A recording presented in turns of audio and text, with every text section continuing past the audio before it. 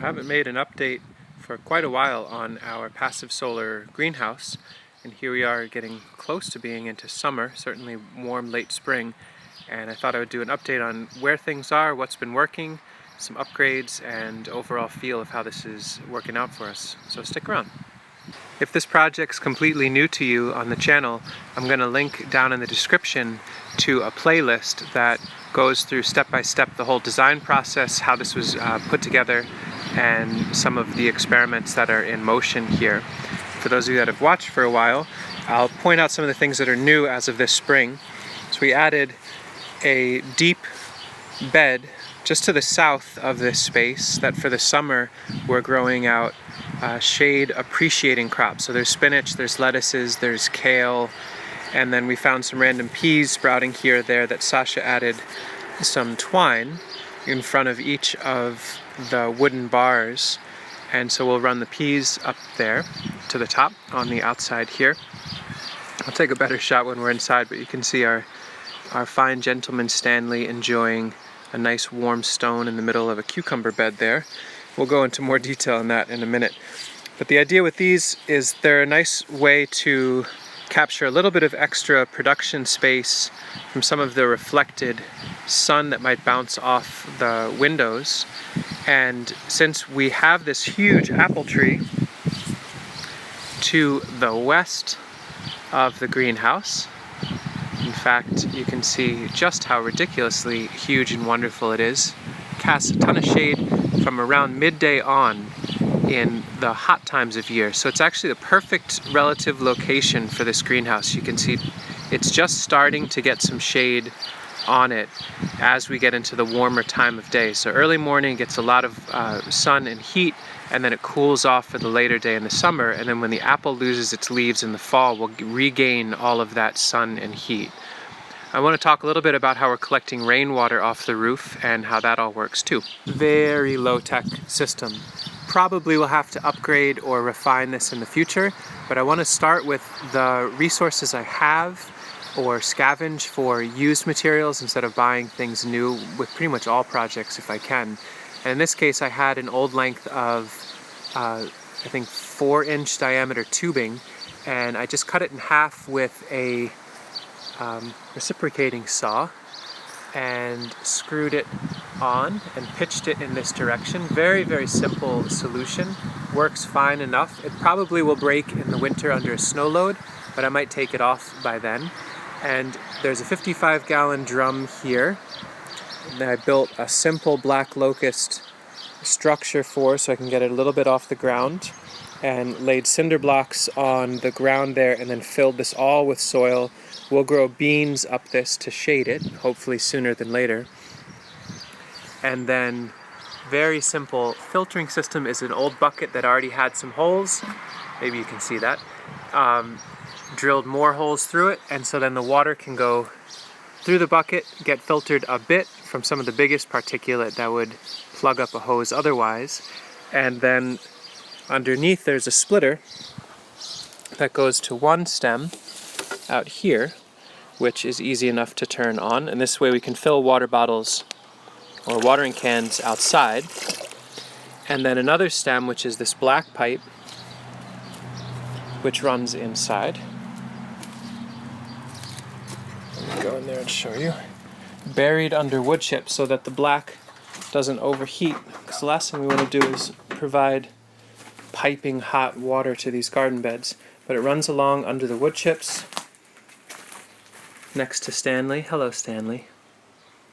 Pretty tough life you have. Please don't crush every cucumber with that noggin.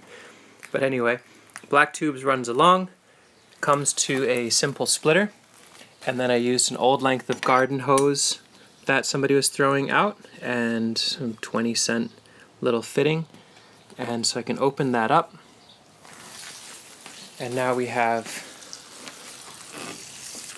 I got this watering wand from the local Ithaca Reuse Center. Pardon my horrible camera work.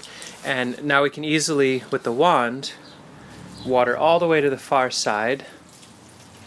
And so the beds can be watered entirely with rainwater. Let me turn that off. The nice thing about that, it's really convenient to keep things super hydrated now. And for the summer months, what we're going to do is set this whole space up to vining crops to really fill the space. So the western side, which gets shade earlier, is now set to 2 types of pickling cucumbers and 2 of fresh eating. And I added this horticultural net that I got from Johnny's. It's lightweight, but it seems like it'll be strong enough. And that's just hooked onto stainless steel nails that I hammered in. So for the summer, we'll be able to grow these crops. Cucumbers on this side, we're going to do tomatoes on that side. We just have to get some starts in here. And then the stepping stones give a place for Stanley to sleep, but also make it possible for us to step in and access the crops on either side. And as we get closer to fall, we can seed out our fall crops on the edges here, and then as the cucumbers and the tomatoes finish up, we can take the netting down, take them out, and then switch the stones over and just move our whole pathway 1 step over. The rack system that I built is working quite nicely. We've dried all of our shiitakes that we harvested so far this season in here, gill side up to get that nice medicine happening. This space gets them absolutely bone dry. So it's kind of neat to have a growing space that also acts as a passive solar dehydration space. It's a lot of square feet on this. So once we get our onion crops in, when we want to cure winter squash later in the season, dry down herbs. If we don't want things to dry in direct sunlight, we can just simply put them on lower shelves where there's still a lot of heat and air moving, but it's less direct sun. And the original idea was to be able to start seeds in these as well at different times of year, but we just didn't need them, so maybe next year we'll try that. You can see the mesh that's on this corner. Originally, this was laid out in a way where for the winter I could have a huge compost ring attached here, and the mesh would allow the heat from the compost to radiate into the space, and we could use the geothermal tubes to suck that heat down through the soil under Stanley and out the other side. But for now, for the summer, it's acting as a really nice passive way to ventilate the space. This gets shaded first, so we're getting cool shaded air low in the greenhouse sliding in and cooling off the space. In Zone 5B, New York, even though we're in early June, it hasn't gotten hot enough yet to have to think about more aggressive ventilation. We just leave the door to the home open and it warms the house, but not too much. But probably as we get hotter, what I'll think about doing is taking the glass off of this door and replacing that with hardware cloth, and that should allow for really intense ventilation, and we can always put the glass back on as we get to the fall. If we were in a warmer climate, I think more actively ventilating the space would have been a higher priority already, but it's cool enough here. It's just been nice and comfortable and warm in here. So that's the space. Later spring, getting closer to summer in our first growing season with it. There's still a lot more to learn about how to use the space, what it wants, what it can do for us with us, and we're in no rush to do that. We've got lots of other moving parts and gardens. I really look forward to getting it dialed in as we get towards the fall, so that as our gardens out here go to bed and no longer can provide us fresh greens and herbs and medicine, that the space that's right next to our home can give us, hopefully, I'd love to be able to eat parsley and cilantro around Christmas and New Year's. So we'll keep up with this space. We'll do some more documentation as the season moves along, show how the crops are growing in there.